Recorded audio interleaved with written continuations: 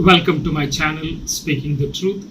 Greetings to all of you in the matchless name of our Lord and Savior Jesus Christ. The year 2020 seems to be a year of apocalypse. This year, we have been bombarded by one disaster after the other. Apart from COVID-19, flood created havoc in many parts of the world.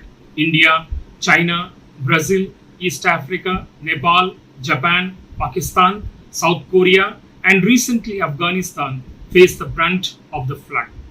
There were few other disasters which disturbed the normal lives of millions of people, like civil unrest in America, humanitarian crisis in Yemen and Venezuela, on top of the corona pandemic, which affected millions of people.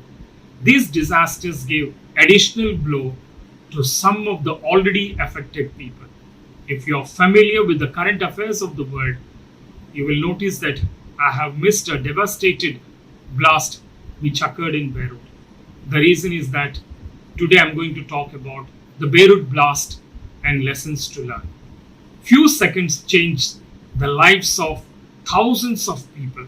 The shattered windows, the collapse of some structures, the flying glass pieces injuring thousands, the tumbled vehicles on the streets of Beirut. This seems reminded about some apocalyptic movie. These events are just a precursor to the main events which are going to take place in the near future. Let's know the facts of the Beirut blast. Ammonia nitrate was the cause of this Beirut blast. There was a fire, and this caused this ammonium nitrate, which was almost 2,750 tons, which was stored in the warehouse in the docks. It exploded, and because of this explosion, the almost entire city got devastated. And almost 200 people died and 6,000 got injured. And the property loss is mind-boggling. It's around $15 billion loss. You know what is the GDP of the country of Lebanon? It just is $60 billion. So within a few seconds, they lost 1/4 of their GDP. Why this has happened? Who are responsible for this? Who are the key players in this? They may not be directly involved, but definitely they are indirectly involved for the cause of this blast. They have a government which can be called as a cocktail government, a government formed by different extreme ideologies. Shia Muslims, Sunni Muslims, and the Orthodox Christians, they came together and formed this government. One group will share the presidency, the other the prime ministership, and the other the speakers.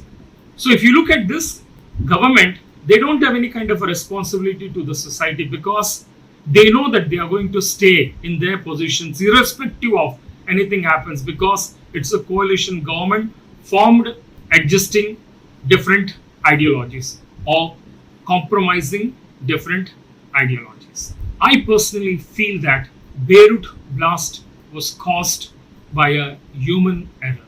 It could have been avoided very easily. The reason is that ammonium nitrate is a good product if it is used only for agriculture. It is also used for industrial explosive, but mainly it is used for agriculture purposes. But ammonium nitrate was first used for bombing in 1970. If you see the history of bombings, the Oklahoma bombings which occurred in 1995, here ammonium nitrate was used. In Delhi, in 2011 it was used. In Oslo it was used in 2011. And in 2013 also it was used in Hyderabad bombings. So if you look at this, some people have misused this product. And this product has been misused by the Hezbollah, a Shia Islamic terrorist organization which is based in Lebanon. They are the owners of this consignment, and they wanted to use this ammonium nitrate to destroy Israel. As I was pondering on this issue, I am reminded by a verse in the Bible.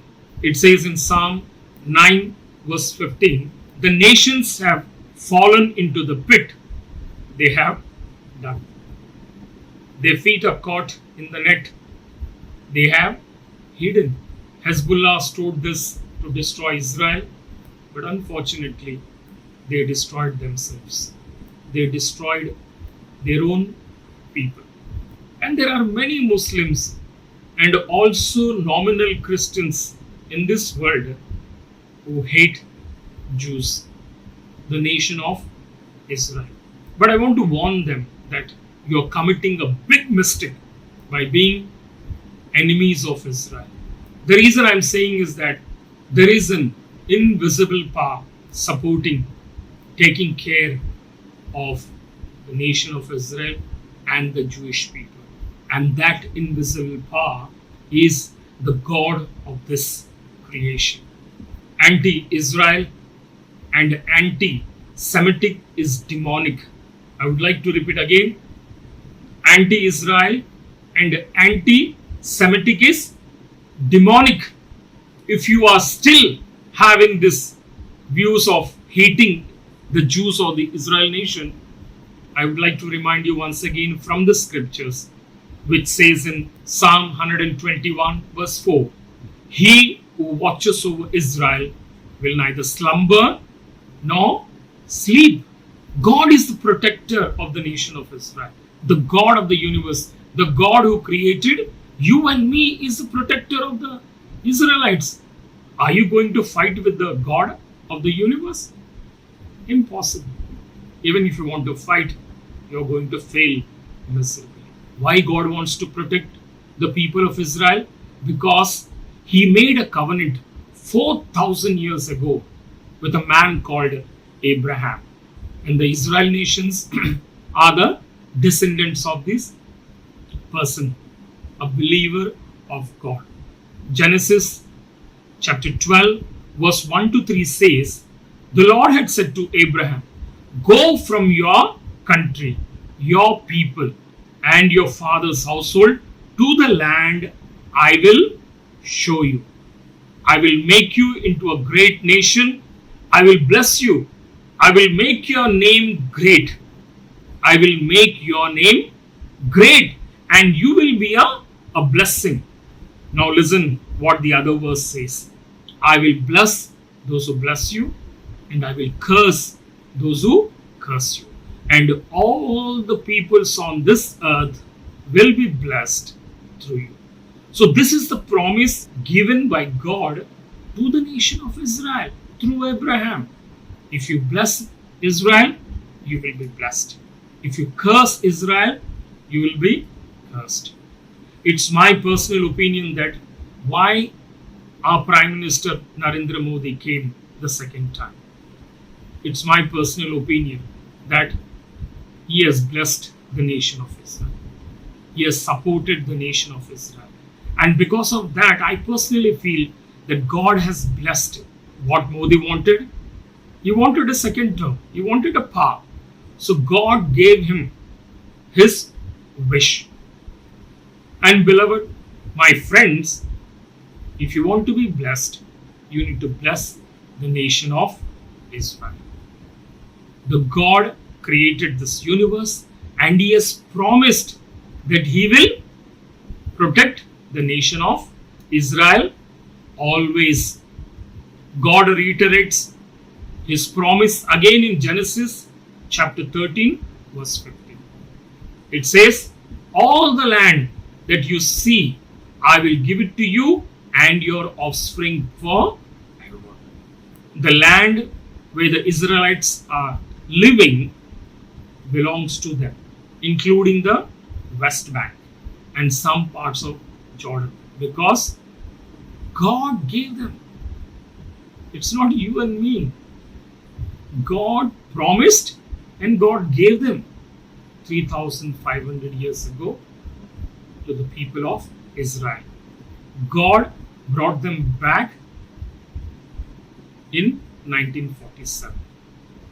And the Hezbollah, if they are fighting the cause of the Palestinians, they are going to lose, because the nation of Israel, the land of Israel, belongs to the Israelites. My humble request to all those who hate Israel is that leave them alone. Forget. Mind your own business. I personally believe that God is warning Hezbollah and the haters of Israel through this blast. The people of Lebanon learned a lesson in a hard way. They need to check the Hezbollah, or in fact, they need to drive them away from their country. As I have said, Beirut blast is a precursor for the things to come in the future.